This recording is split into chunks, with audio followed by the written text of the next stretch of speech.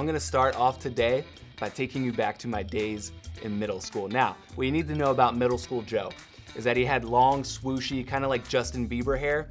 If you know what Justin Bieber looked like when he was 13, he had this amazing swooshy hair that every middle schooler wanted, and so I, of course, had to have that hair.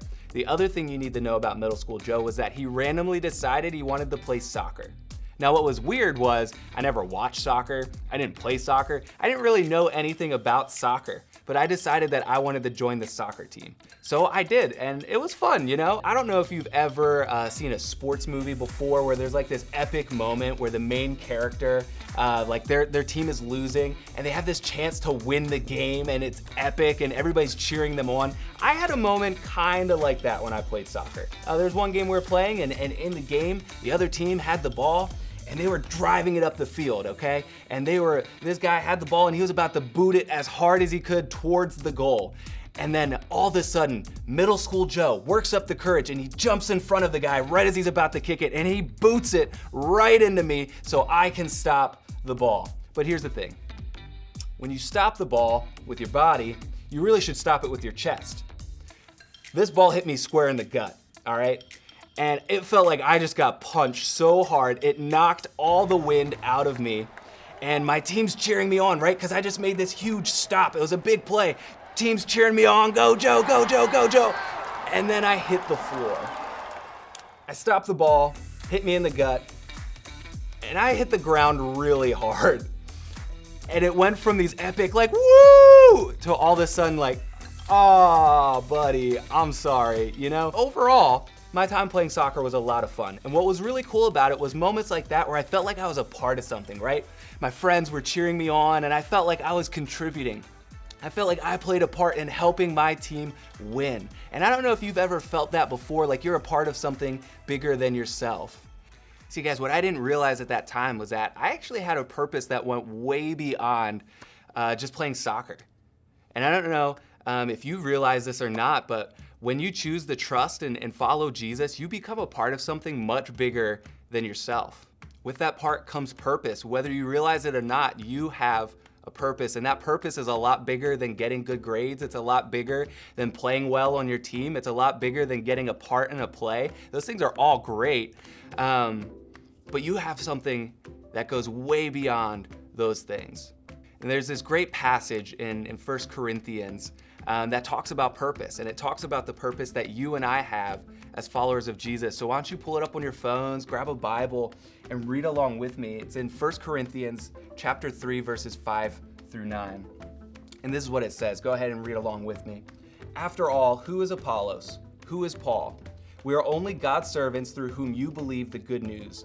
Each of us did the work the Lord gave us. I planted the seed in your hearts and Apollos watered it, but it was God who made it grow. It's not important who does the planting or who does the watering. What's important is that God makes the seed grow. The one who plants and the one who waters work together with the same purpose, and both will be rewarded for their own hard work. For we are both God's workers, and you are God's field. You are God's building. You see, guys, God created you and I with a purpose, and the way that you live out your purpose might be different than the way I live out mine. And it's kind of like when I was a part of that soccer team. You see, we all had different roles, but we all contributed towards the same goal. And that's what this is like. And according to this passage, the purpose that you and I have is to point others to Jesus. See, guys, we were created for a relationship with God, but not everyone has that relationship. And so God is on this rescue mission, trying to find the people who are lost. And that's God's story, that he loves us so much that he sent Jesus to earth to save us. And that's the story we see playing out all throughout the Bible, and that's the story you and I are living in today. You are a part of God's story. God created you, he loves you, and he sent Jesus for you. And the way that you choose to respond to that love becomes a part of your story. That's right, you have a story too. And that moment where you decide to trust and follow Jesus, along with what your life was like before and after that, man, that's all a part of your story. When you share your story, you live out your role in God's story. Now, why am I telling you guys all this? Why is this important? Why does this matter? You see, too many people live life without a purpose, but you don't have to. You've been given the most amazing purpose that anyone could possibly imagine. And when you take time to share your story with others and you take time to point people to Jesus, man, you get to see God change their lives as well. You get to see God change the lives of people in your family, your friend group, your school, and beyond. You get to be used by God to do incredible and amazing things, and that's what I want for you guys. I want you to live a life filled with purpose and meaning. Man, you don't ever have to question whether or not your life matters, because God's already answered that.